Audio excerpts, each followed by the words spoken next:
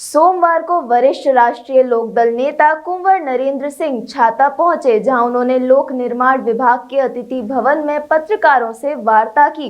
इस प्रेस वार्ता के माध्यम से उन्होंने स्थानीय विधायक एवं उत्तर प्रदेश के नवनिर्वाचित गन्ना विकास मंत्री चौधरी लक्ष्मी नारायण को अपनी शुभकामनाएं प्रेषित करते हुए छाता शुगर मिल चलवाए जाने को प्राथमिकता देने की अपील की। साथ ही उन्होंने पत्रकार वार्ता में पत्रकारों से अन्य मुद्दों पर भी खुलकर बातचीत की।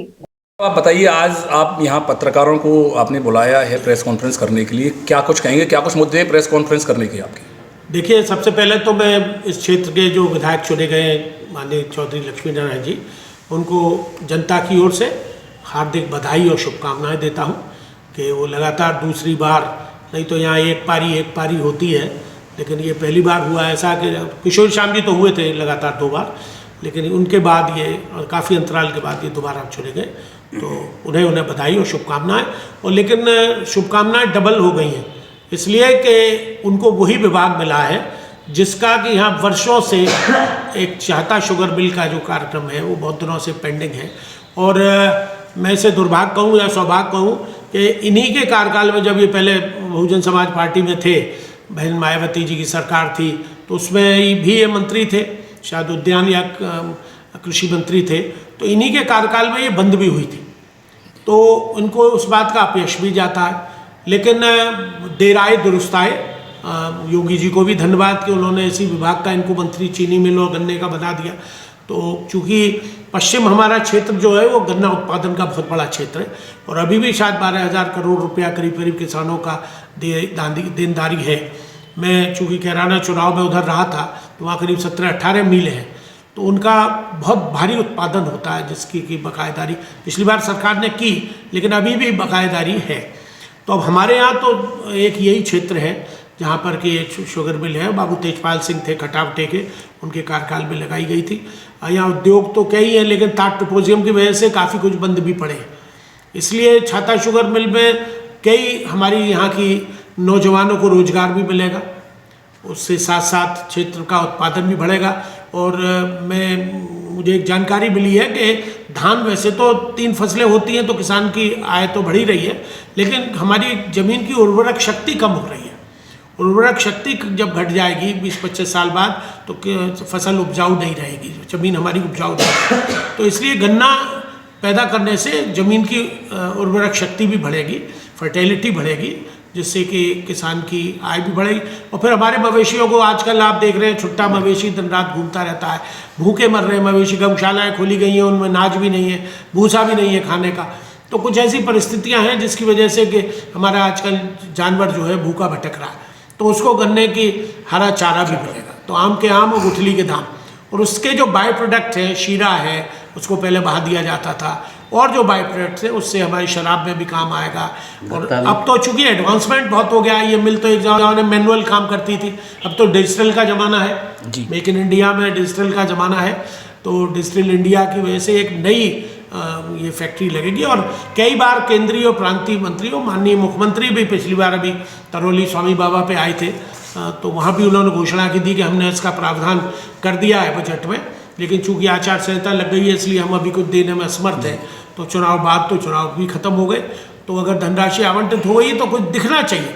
तो माननीय मंत्री जी आए भी हैं, उन्होंने यहाँ मीटिंगें भी ली हैं, प्रेस से भी मिले हैं, अधिकारियों से मिले हैं, लेकिन स्पेसिफिक छाता की बात नहीं की है। ठीक है, मैं मानता हूँ कि वो उनके ऊपर पूरे प्रदेश का भार है, लेकिन ऐसा है, चैरिटी बिगिंस फ्रॉम होम जी। मतलब एक कहावत है कि घर की चीज़ से ही शुरुआत होती है, तो उसमें फिर बाहर भी दिखता है कि हो रहा है। तो मेरी उनको सलाह भी है और शुभकामनाओं के साथ साथ कि प्राथमिकता के आधार पर इसको चुनाव से जोड़ के मिल को न देखें कि साहब ये 22 का चुनाव था, इसमें घोषणा कर गए तो आप जीत गए, फिर आप 24 का आ जाएगा तो जीत गए, फिर उसके बाद 27 का आ जाएगा। तो इसको चुनाव से जोड़ के क्षेत्र के हिसाब से देखें, क्योंकि यहाँ की बेरोजगारी की भी दूर होगी और हमारा उत्पादन शक्ति भी बढ़ेगी और किसानों को यहाँ से बहुत बड़ा लाभ मिलेगा। और मैं तो ये कहता हूँ कि एक जैसे छाता शुगर में ले, देखिए मार्ट में भी, क्योंकि देखिए मार्ट में हमारे यहाँ कोई भी उद्योग नहीं है। यहाँ तो अभी गिन्नी है, आपके वैकमेट है, पशुपति थी हालांकि बंद हो गई, शामचैन बंद हो गई, कई उद्योग बंद भी हो गए, लेकिन उसके साथ साथ यहाँ मार्ट में भी कोई ऐसा क्षेत्र में उद्योग नहीं है। वहाँ मीठे पानी है, गंग नहर का पानी है। यहाँ तो पानी की थोड़ी समस्या है, बिल्कुल, क्योंकि अपर कैनाल आगरा का, लोअर कैनाल का पानी आता है, उसमें थोड़ा खिंचाव होता है, लेकिन फिर भी वहाँ गंग नहर के पानी की वजह से मीठा पानी बहुत मिलता है। तो वहाँ भी अगर एक शुगर मिल लग जाए तो उससे लोगों को रोज़गार भी मिलेगा। देखिए वहाँ पर बच्चों को मैं देखता हूँ, मेरा संपर्क है वहाँ लोगों से, तो या तो नोएडा जाते हैं नौकरी के लिए, या ग्रेटर नोएडा, या गाजियाबाद, या दिल्ली, ऐसे साहिबाबाद, इधर उधर बेचारे रोजगार के लिए भटकते रहते हैं। रोजगार तो वहाँ एक उद्योग अगर लग जाएगा तो वहाँ के भी क्षेत्रीय विधायक नौजवान हुए हैं, मैं उनसे भी मिलूंगा, कहूँगा कि वो भी प्रयास करें, एक मिल उधर भी लग जाए तो मैं समझता हूँ यहाँ की प्रगति होगी और किसानों को बहुत बड़ी राहत मिलेगी और हमारी उर्वरक शक्ति बढ़ेगी, जिससे कि हमारे क्षेत्र का विकास होगा, दोनों ही। क्योंकि जनपद में इस वक्त औद्योगिकरण नहीं है। टाट ट्रोपोजियम की वजह से जितने भी उद्योग थे 80 किलोमीटर के डाया में, वो करीब करीब खत्म हो गए। अब आपने देखा वो भट्टे भी सब सूर्य के बाद शुरू होते हैं, तो इसलिए यहाँ पर औद्योगिकरण की बहुत आवश्यकता है, इसीलिए बेरोजगारी बढ़ रही है।